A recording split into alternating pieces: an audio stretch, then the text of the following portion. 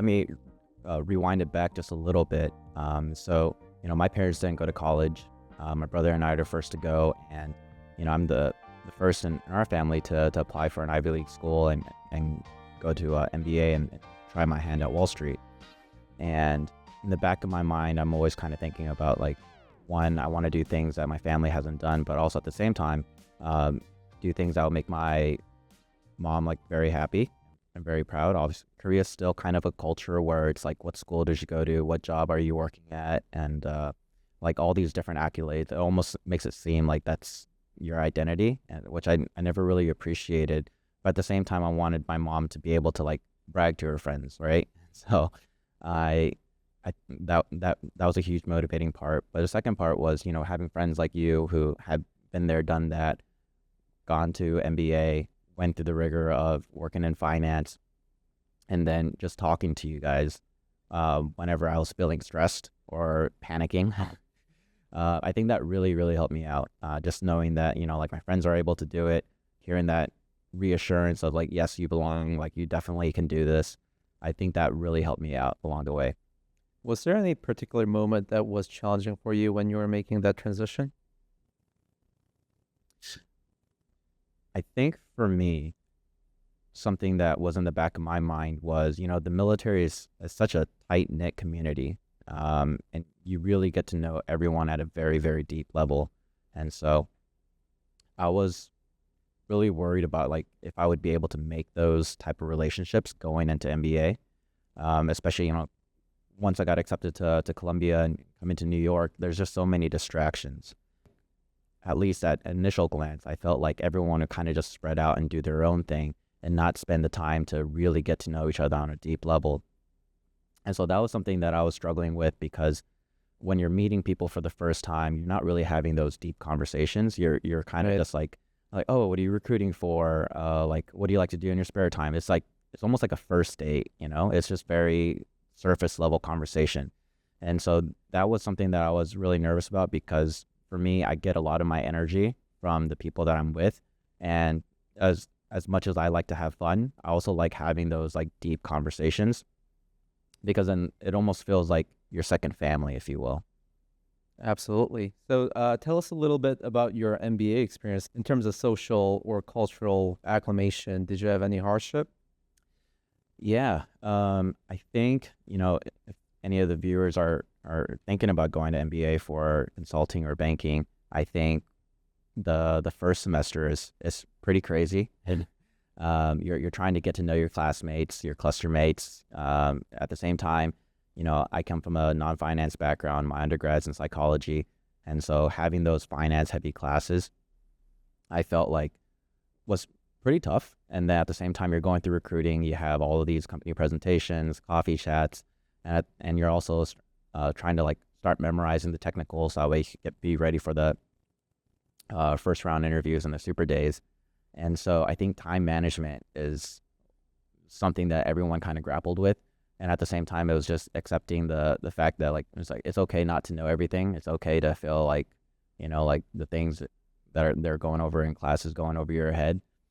And then just kind of just finding your North Star. And for me, it was remembering why I came to business school, which was first and foremost to find a job. And then my second priority was, making those meaningful connections.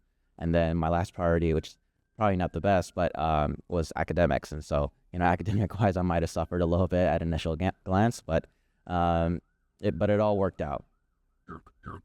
So tell us more about the community that you found at business school. Is it more of a people from similar background, or does it gear towards, like, the particular industry you guys are recruiting for? Yeah, I really tried to, like, put myself out there, and to be honest, I probably bit off more than I could chew at first. I think I joined 11 or 12 different clubs. I went out to, like, pretty much every single event that was going on, and so I was able to create a diverse group of friends. But then I slowly recognized that, I have a lot of friends, but how many could I, like, call, like, if I'm, like, having a mental breakdown during recruiting? And so I kind of just started focusing on, like, a select handful of friends who I just felt like I connected really well with. There was, like I always had the people in the career club, and I was very involved with that, and still very involved to this day. But I also had friends that, like either I recruited with or were in my cluster, and they were just like very chill, kind of silly. I have, I think, like a semi quirky personality. I like to say a lot of like dark jokes and stuff. So essentially, if anyone's laughing at my jokes, I'm like, oh, okay, I could probably be friends with them. But just finding those people, dedicating the time, and just saying like, hey, like I'm gonna make sure like I check in with these people, hang out with them. It doesn't even have to be going out to like evening events, but just like grabbing coffee or lunch and just like catching up. That makes sense. I think it really touches on what you could have done better from the get-go when you're starting out MBA. So for people who is seeking potentially going into MBA, what are some tips that you can share with them? Yeah, I think the biggest thing is just having your North Star. I kind of touched upon how my parents didn't go to college, and if I rewind it back even more, my brother and I are first generation born in the U.S., and we grew up in a low income family, and I was constantly reminded to kind of be humble, if you will. Like even my time in the military, when what I like to share with other people is that when I deployed to Afghanistan and I saw like the locals that are living there, they were wanting to share like their week's worth of food all in one day to give us a glimpse and to embrace us into their culture. And so I thought that was really cool, and it's just kind of helped me keep grounded. And so going into B school, trying to bring in the life lessons that I've learned in regards to like it sounds very simple, but like don't judge a book by its cover. Everyone has a story. Try to give people a second chance. And then going into B school, it was just like, all right, the first month I probably got carried away and I just started partying like crazy. But after that, I kind of like found my groove, and then I was like, all right, let's remember who I am, who's Sam Kim. Why did I come to B school? And then just, it's easier said than done, but just following that path. Seems like you were able to leverage your background as your edge. In terms, speaking about North Stars, one of the North Stars for you when you were going into the business school was to get to a job. So for people who spent 13 years in military and now just trying to pivot into finance, what is that experience like? Yeah, I think half the people call you crazy, as you're just 7 years away from retirement, and the military is one of the few places where like once you retire, you start getting your retirement check right away. And walking away from that was, some people would say is very dumb, because a lot of people, well, most people in the military, even if they do get out, they'll kind of pivot into some sort of federal job where they could go ahead and continue adding time to their overall retirement, if you will. And me pivoting to something drastically different, and also being enlisted at this point in time, I had not really ran into a lot of military enlisted vets who pivot into consulting or banking or anything like that. And so I always kind of felt like I had like a chip on my shoulder, if you will. And so, especially because like at the top universities, Columbia included, you're going to find a lot of military folks who either went to like West Point or Naval Academy or Air Force Academy. And so, those schools are very prestigious and very hard to get into. And, here's this guy who went to University of Maryland, undergrad in psychology. It almost kind of felt like, what am I doing here? I kind of leveraged my experience in the sense of like being in the military, reaching out to a lot of veterans who are in Wall Street. And then if there were any Koreans there, I would also try to talk to them as well. But the recruiting structure is pretty set for a lot of universities. Essentially, you come in and there'll be like an investment banking club or a tech club or consulting club, and they'll pretty much help you and guide you in regards to like, hey, how does a coffee chat look like? How does interviews look like? What are the technical questions that are probably going to be asked of you? And so you go through that. You have your firm-wide presentations where the firms will come to the school and they'll go ahead and tell them about how great they are and how they're number one on the street or something and how great their culture is. And you kind of do this up until December unless you're at a school that recruits a little bit early. So I think there's a handful that get done by like mid-November. But you'll go ahead and do that, and you'll start off with like maybe like 20 firms that you're recruiting with, and then as time goes on, that list goes down because you get cut, and then like when the bank cuts you is essentially saying like thanks but no thanks. And so you kind of look at it as like, all right, wow, like a lot of these people are high achievers. They're not used to being rejected so many times in a short period of time, and it just understanding that it's not you, it legitimately isn't you. Like I think we've all heard the phrase, it's not you, it's me. And we take it personally. And I think, initially, like when you have like a favorite firm and you're like, it was our number one firm and you get cut from it, and, it does sting a little, but just recognizing the fact that like, it's like, okay, I'm here because I want to learn about this specific industry. I want to go ahead and do this. I feel like the people that are at this firm is good. I think I found my champion who's going to be there to like root for me and say, hey, Sam Kim, like we need to give him an internship. And then while I'm in the internship, they're like, that same champion is saying, hey, we need to make sure we give him a return offer. And so I think going through that is probably the toughest part, identifying who the champion is going to be, because all of that is just based on connections that you're made. No one has to do it, and it's kind of voluntary, if you will. It's like finding that mentor, and mentorships can't be forced. It has to be voluntary, and that's how the best relationships are found. And so I think I got lucky in the sense that, I was able to find that, and it worked out well for me. So I guess to summarize, you're saying the two most important thing is, one, being able to take rejections, and secondly, once you get into that internship, make sure you find a champion who will stand up for you. In terms of veteran at mid-30s going into internship and investment banking, how did you feel? Like you had to compete against these younger folks, comes from a business background, someone with military experience. What was your edge? And if you had a blind spot, how were you able to strengthen or make sure that you're fully covered? Yeah. That was something that I really grappled with all throughout recruiting. I was like, who wants to bring in a 34-year-old when there's so many intelligent and fast-moving 27-year-olds, But then just recognizing, hey, like I have a lot of leadership experience, and it's not just leadership experience, but it's leadership experience at an international level.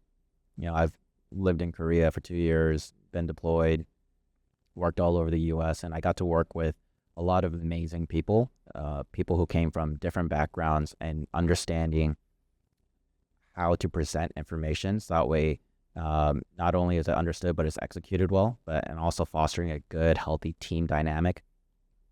I think I leveraged that, and I just showcased like, hey, this is me, this is my authentic personality, instead of having that straight face and just like, I was like, oh yeah, I just want to wear like a finance bro vest and blah blah blah, but just really showing them, like, I was like, oh, this guy is really cool, and I'd be willing to work like 10 to 15 hours a day with him, And so I think once people are able to see that, that's where I got the most attraction from, because like authenticity really shows. I think some places, there's actually one firm where they were like, one of our mutual friends, Sam, other Sam, he talked to one of the bankers there, and they're like, yeah, I had no idea this guy was recruiting for this specific industry, because it didn't look like he was interested in it. And that was the truth. I wasn't interested in it, and I thought I was doing a good job faking it. And, obviously, like, it's a good thing I never became an actor, because I So obviously, you've worked very hard during your summer, and congratulations. You not only got the full-time internship, but to my knowledge, you also received scholarship from the company as well. Obviously, we've unpacked a lot of things in terms of, from, your childhood to military, and then to your pivot into business school and now finance. Can you please talk a little bit about, your experiences when it wasn't going as well as you've anticipated? Yeah. Life is all about being able to ride the wave. You're going to have highs and sometimes you're going to hit new lows. And it's, for me, it's all about the people that I had around me. I'm one of those type of people, if something bad happens, I could spiral really, really bad, and I'll exacerbate the situation and make it seem like it's even worse than what I'm going through. And so, having those friends around me who I was like, hey, everything's going to be all right. We're going to get out of this situation. And, I think that's still something that I grapple with every now and then. Especially when things don't even come close to what you were expecting and you start panicking, you start feeling a little bit alone, maybe self-confidence might go down, all the negative emotions are just all of a sudden rushing in. And I could definitely say that, every single time I've had those type of situations, I think I've been blessed with the people that I've had around me in my life who have noticed it, and they'll call me out, and they'll be like, hey, what's going on? And then once someone asks me, hey, what's going on? I won't shut up, and I'll just keep vomiting words, and I'll just keep on talking. And I think that just really helps out. For me, I grew up as a type of person who bottled everything in, and it was almost like a sign of weakness or unmanly, if you will, to talk about your emotions and stuff. And so I've always been pretty quiet as a kid, and I just internalized everything. But as we know, if you bottle up everything, it just makes it, when the bottle does crack, everything, it just makes it so much worse. And so addressing the problems when you come on it. We've all had that moment, right? When we feel extremely lonely, nothing's going right. It just seems like you're sinking, bit by bit, and there's nothing you can do. You've talked about being able to create that friend group to support you. Was it always that way? Because I feel like, growing up as a Korean male, it's not really easy to open up, and B, you'd be lucky to have a very trustworthy and authentic group of friends. You're not always surrounded by the nicest people or the most authentic people that will be loyal to you as well, right? For sure. I would say that, up until I was 20 years old, I would say, I was very reserved. I don't know if fake is the right word, but I wasn't my authentic self. I was very quiet. I internalized a lot of things. And anytime I felt like I was going through a hardship, I would just, I don't know, I think I just saw it as a challenge, and it would just be another chip on the shoulder. And I was like, I'm going to prove everyone wrong. And I think I started changing because once I joined the military, I just had this moment where I was just like, all right, I'm just going to stop caring about what people think, and I'm just going to just do whatever I feel like doing and say whatever I feel like saying. And I think that's when I started attracting a lot of my close friends to this day. I think that's also a double-edged sword, right? Because you're as much as you're going to attract, you're probably also going to push people away, because some people don't like that.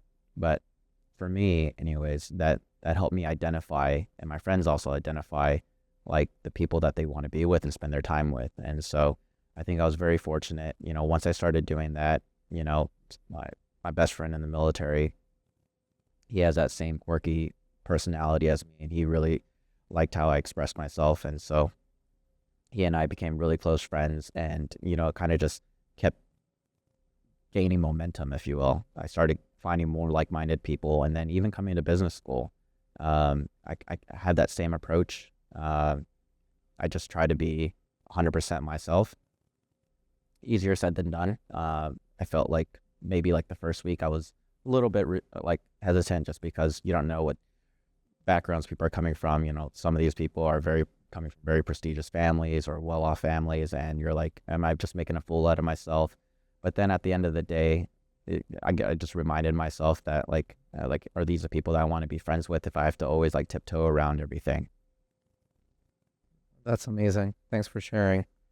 For people who's currently in a very tough spot, who's feeling lonely, feeling a bit stretched, do you have any words for them? Yeah. I think what people are most afraid of is uncertainty, and that's all throughout your life. And I think we'll continue to face that, myself included. I mean, even up until, I got my return offer for banking. There's so much uncertainty. And so I'm just still constantly stressing of oh man, am I going to get the return offer? And I think it's, again, easier said than done, but focusing on the positives and just trying to have like that positive mindset no matter what happens. It is going to be okay. Everything will be okay, especially like if you're in your 20s. One, I'm very envious. But two, like it's all part of your journey. When I mentioned earlier about life is about like a wave, you're going to have highs and lows. I think if we look at some of the most successful people, it's those who look at, bad situations and able to try to learn something from it. They reflect on it, saw what good things happened, what bad things happened, and then applying that moving forward. It's easier to do that. I know it's very easy to just fall into that sinkhole and, just kind of like be very, very down and hard on yourself. But, at some point you have to move on. Kind of like a bad breakup, You could continue doing what you were doing, or you could look at it, reflect, see what, do like pat yourself in the back on like the things that you did well, but also recognize that like, hey, you probably messed up somewhere. And so there's always a lesson learned to be had. I still have to do that every day. Earlier in the interview, you mentioned something about, coming out of poverty. For the people who doesn't have a lot of opportunities out there, do you have any advice? How were you able to lift yourself out of those situations and set you up for success? Yeah. You have to take action. You can't just take a backseat and just say, woe is me, and have like a pity party, if you will. When I was in high school, I had literally like at any point 2 or 3 part-time jobs, and collectively I was working like 40 hours a week plus going to high school and doing sports. And so like when you're young, your body is very forgiving. And so going after it, and just taking action, it's very easy to look for ways that might get you rich quick. But that's also why, like people fall into like gambling problems and stuff like that. And so I think taking action, sometimes the hardest thing in life is doing the right thing versus like looking for an easy out.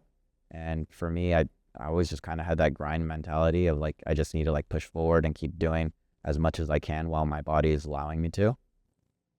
And then second is just always try to carve out a little bit of time to like relieve the stress that you're going through. It's good to grind, but your body does, and your mental health does take a toll. And so just finding that little bit of time to just be like, all right, I'm just going to relax. I'm going to dump all the stress I've been having. And that's perfectly fine. So for those people who's willing to put in the grind, but doesn't really know where to start, do you have any tips and advice for them? Yeah. I think one, if you haven't gotten your undergrad degree yet, there's plenty of scholarships. You just have to take the effort and look out for them. Two, the world is literally your oyster. I would say reach out to people, request coffee chats. I always try to do it in person. I think it's a lot more memorable, and you become a lot more memorable if you're able to do it in person. And then just be hungry to learn. A lot of it is about the grind, going after it, trying to take in as much information as possible, trying to take in as much as experience as possible as well. And so looking for job opportunities, looking for internship opportunities. Sometimes the internships or the experience that you're going after, they're not going to pay well. But that's, you're probably not going to have the best living situation, but I guarantee your future potential and your future growth, like the year after that, it's going to be exponentially different.